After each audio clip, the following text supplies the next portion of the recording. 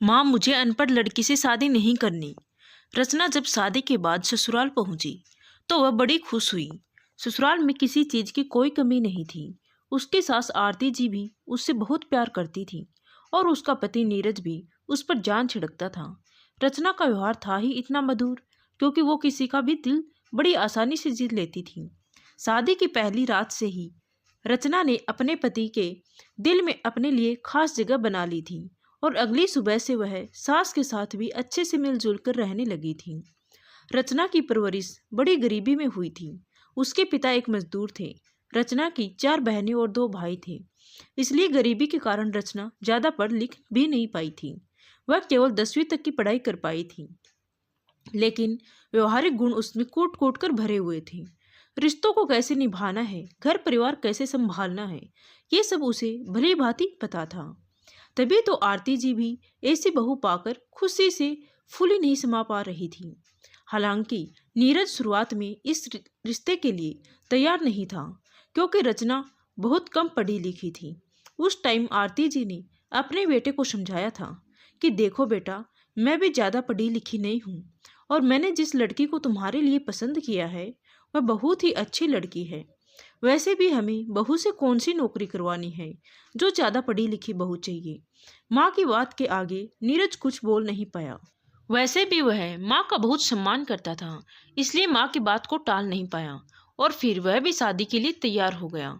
वैसे तो नीरज ज़्यादा पढ़ी लिखी लड़की को ही अपनी जीवन संगिनी बनाना चाहता था, लेकिन एक बार आरती जी अपनी सहेली के यहाँ पार्टी में गई हुई थी। वहीं पर रचना भी आई हुई थी। रचना उनकी सहेली के पड़ोस में ही रहती थी। वह जिस तरह मेहमानों की आवभगत कर रही थी और सबके साथ अच्छे से बातें कर रही थी, रचना उसी टाइम आरती जी को पसंद आ गई थी और उन्होंने उसके बारे में कुछ जानकारियां भी इकट्ठी कर ली थी। रचना देखने में भी खूबसूरत थी, तो उन्हें अपने बेटे के लिए पसंद आ गई थी। फिर जैसे नीरज ने इस रिश्ते के लिए हाँ की, तो उन्होंने नीरज और रचना के रिश्ते की बात आगे बढ़ाई और उन दोनों की शादी करवा दी। शादी के बाद सब कुछ बहुत बढ़िया चल रहा था। शादी के 2 साल के अंदर ही रचना एक बेटे की माँ भी बन चुकी थी। लेकिन जब नीरज किसी ज़्यादा पढ़ी लिखी लड़की को देखता था तो उसे यह बात बहुत चुभती थी कि उसकी पत्नी कम पढ़ी लिखी है। एक बार ऐसे ही नीरज अपने दोस्त की सगाई में जा रहा था तो रचना कहने लगी कि मैं भी आपके साथ चलूंगी। तो नीरज के मुंह से निकल गया कि अरे, तुम्हें पार्टी में ले जाकर मुझे अपनी नाक नहीं कटवानी है। यह सुनकर रचना स्तब्ध रह गई और बोली, आपके कहने का मतलब क्या है और मुझ में ऐसी कौन सी बुराई है जिसकी वजह से आपकी नाक कट जाएगी। तो नीरज झुंझलाते हुए कहने लगा, अरे, वहां पर पार्टी में सभी पढ़े लिखे लोग आने वाले हैं, तो तुम वहां जाकर क्या करोगी। वैसे भी तुम कम पढ़ी लिखी हो, इसलिए आपको साथ ले जाने में मुझे शर्म आती है। पति की बात से वह बहुत आहत हो गई। फिर उसकी सास ने भी गुस्से में कहा कि नीरज, तुम ये बहू से किस तरह की बातें कर रहे हो। माना कि वह ज़्यादा पढ़ी लिखी नहीं है, लेकिन तुम्हारा कितना ख्याल रखती है, मेरी भी कितनी सेवा करती है, कितने अच्छे से घर को मैनेज करती है। तुम्हारी पत्नी में कितने सारे गुण हैं बेटा, और अगर वह ज़्यादा पढ़ी लिखी नहीं भी है तो तुम्हें इतनी भी क्या दिक्कत है जो तुम इस तरह से उसका अपमान कर रहे हो। नीरज गुस्से में चीखते हुए बोला, हाँ, ये सारा किया धरा आपका ही है माँ।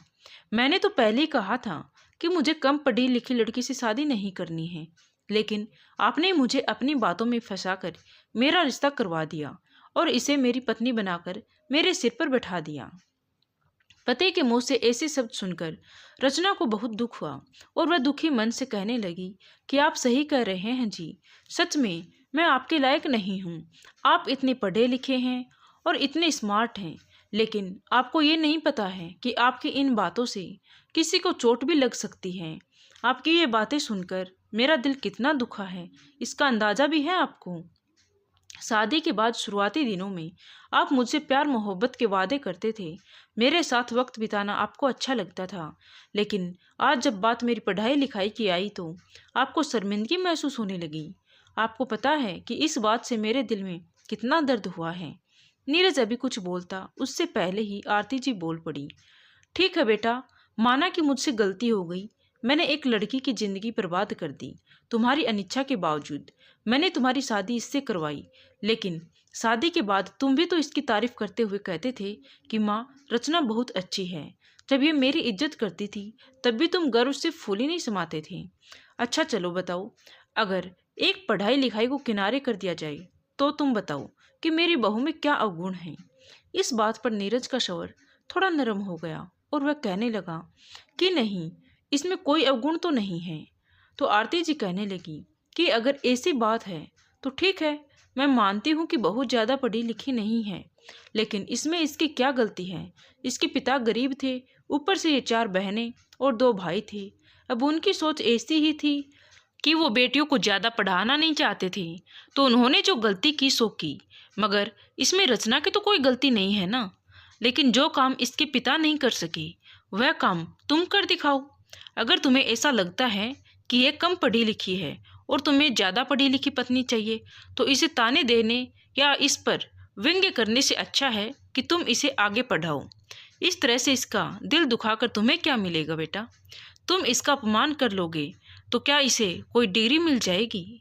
यह सुनकर नीरज शक पकाकर अपनी माँ के चेहरे की ओर देखने लगा और अपनी सास की बातें सुनकर रचना की आंखों में एक चमक सी आ गई। वह कहने लगी कि मम्मी जी, मुझे तो पढ़ना लिखना बहुत पसंद था। मैं 10वीं के बाद भी आगे पढ़ना चाहती थी, लेकिन पिताजी ने मुझे आगे पढ़ाने से इनकार कर दिया। नीरज अपनी माँ से कहने लगा कि माँ, अब रचना एक बच्चे की माँ बन चुकी है। ऐसे में अगर अब यह पढ़ाई करेगी तो लोग क्या कहेंगे? आरती जी ने दर्द शब्दों में कहा, कुछ भी कहेंगे, लेकिन अभी जो तुमने कहा था उतना अपमान तो कोई नहीं करेगा ना बहू का। उल्टा लोग इससे प्रेरणा लेंगे, संघर्ष करके जिंदगी में आगे बढ़ना सीखेंगे। वही यह जानेंगे कि पढ़ाई लिखाई करने की कोई उम्र नहीं होती है। और मेरी बहू में आज भी इतनी हिम्मत है कि इतना समय बीत जाने के बावजूद भी वह दोबारा पढ़ाई करने की सोच सकती है। तुम बताओ, तुम क्या चाहते हो? क्या तुम जिंदगी भर इससे शिकायतें करते रहोगे या तुम सच में चाहते हो कि ये पढ़ लिख कर कुछ करे? अब फैसला तुम्हारे हाथों में है। बस आज के बाद से तुम इसे कोई ताना नहीं मारोगे।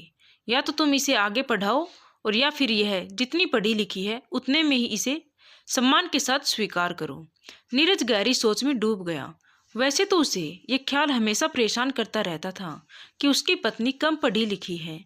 जब भी वह ऑफिस में किसी लड़की को ऊंचे पोस्ट पर देखता था या अपने किसी सहकर्मी की उच्च शिक्षित पत्नी से मिलता था तो उसे अपनी पत्नी से शर्मिंदगी महसूस होने लगती थी। लेकिन उसने ये कभी नहीं सोचा था कि वह भी अपनी पत्नी को आगे पढ़ा सकता है। लेकिन आज माँ की बातों ने उसके सोचने का ढंग ही बदल दिया था। काफ़ी देर तक सोचने विचारने के बाद अगले दिन उसने रचना से पूछा, रचना, अगर तुम सच में आगे पढ़ना चाहती हो तो मैं तुम्हें जरूर पढ़ाऊँगा।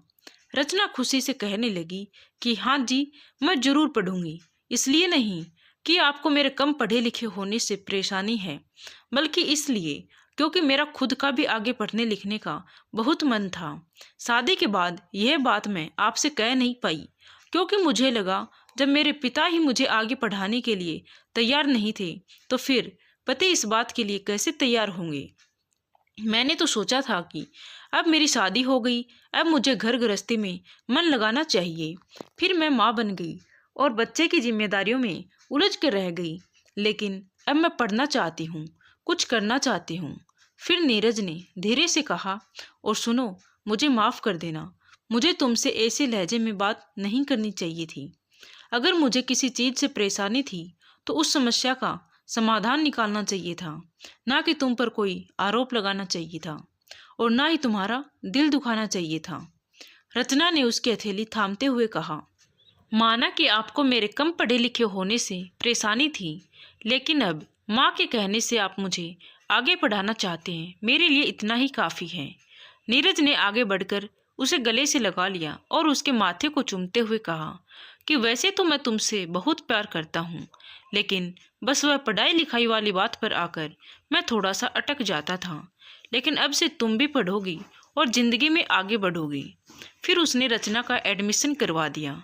कुछ ही सालों में उसने ग्रेजुएशन की पढ़ाई कर ली थी और आगे की पढ़ाई जारी रखते हुए उसे एक प्राइवेट कंपनी में जॉब भी मिल गई थी। उसके साथ आरती जी घर गृहस्थी संभालने में उसकी पूरी मदद करती थी।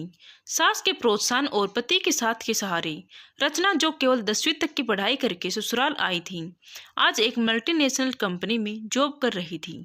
आज नीरज को भी अपनी पत्नी पर गर्व था और रचना भी अपनी खुशियों से फूली नहीं समा रही थी, लेकिन इसका सारा श्रेय वह अपनी सास और पति को ही देती थी।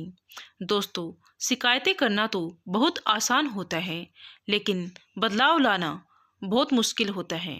यहाँ तो रचना की सास समझदार थी और उन्होंने अपने बेटे को सही राह दिखाई, लेकिन कुछ लोग सामने वाले को कोसना ही जानते हैं और उनके लिए जब कुछ करने की बारी आती है तो वह पीछे हट जाते हैं। धन्यवाद दोस्तों। कहानी कैसी लगी कमेंट करके ज़रूर बताएं। अच्छी लगी हो तो प्लीज़ वीडियो को लाइक, शेयर व सब्सक्राइब जरूर करें। Thank you.